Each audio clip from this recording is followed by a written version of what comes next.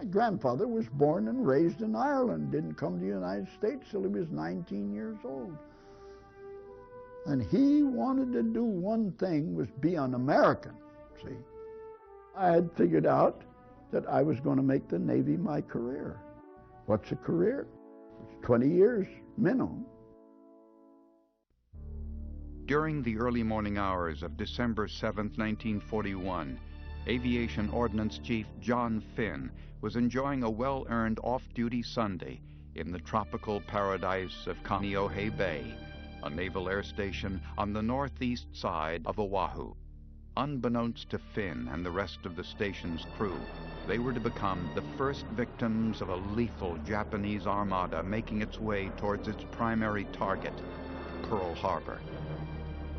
Kaneohe Bay was a new station. They think they got it going in 1938. My squadron was the last one to get there. VP 11 and 12 were already there and well in operation when my squadron arrived there with their brand new plane. They'd also just built beautiful, I mean nice quarters for enlisted men. My wife and I, we had a 3-bedroom quarter, and we just got into it, maybe several months, right on the base. And it's about a mile from where our quarters was located at the base of this Hawaiialoa Hill, down to the bayfront where they launched and retrieved these big patrol planes. Now, comes December the 7th, and it was early in the morning. The quarters were so new we didn't even have curtains up on the windows yet. And I saw a plane flash by there. Hey, and all my naval knowledge, it happens to anybody. You know certain things. What the hell?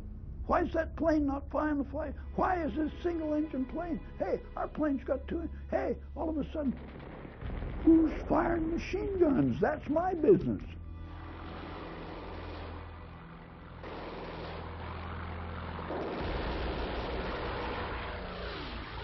I mean, the war is now there, right now. One minute I'm warm in bed with a pretty blonde, and the next minute I'm down there. Japs are there. Okay. I got in my car, and Eddie Sullivan come out. We didn't even say good morning. I always gave him a ride to the parachute launch. He didn't have a car. Got on that road, led down to the hangars. Made a big curve around the base of that hill. And I got about halfway around that hill now, and I heard a plane approaching from the rear, a big roar astern of me. And I looked at that old dirty red meatball with the red ball on both wings. I said, Sully, this is the real McCoy. It's the GD Japs.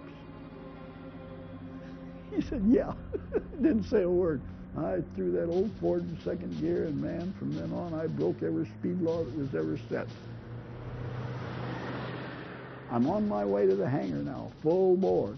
I looked to my left, and I saw some black smoke coming on the bay side of that hangar. I had to run from my car to the armory. It was a good 50-yard dash across the hangar alone. And just as I got into the hangar there, I heard machine guns going off.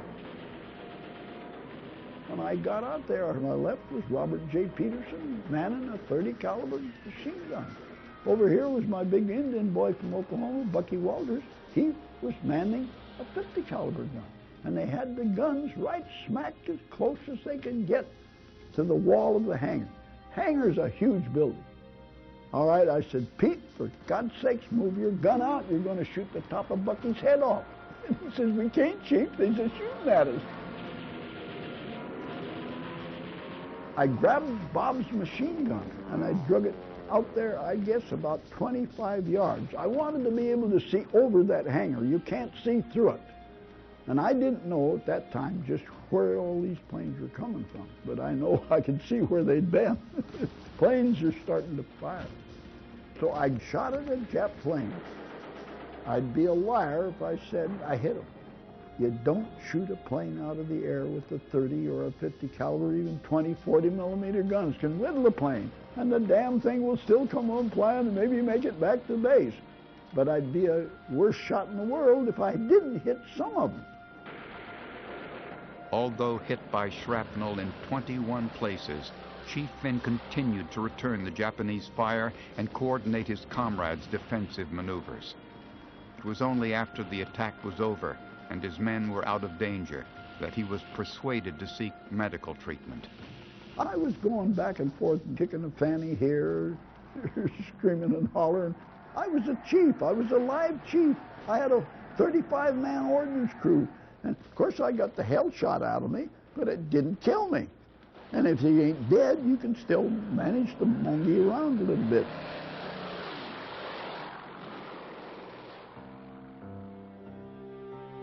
This ceremony took place on the 15th of September, right on the flight deck of the USS Enterprise in Pearl Harbor.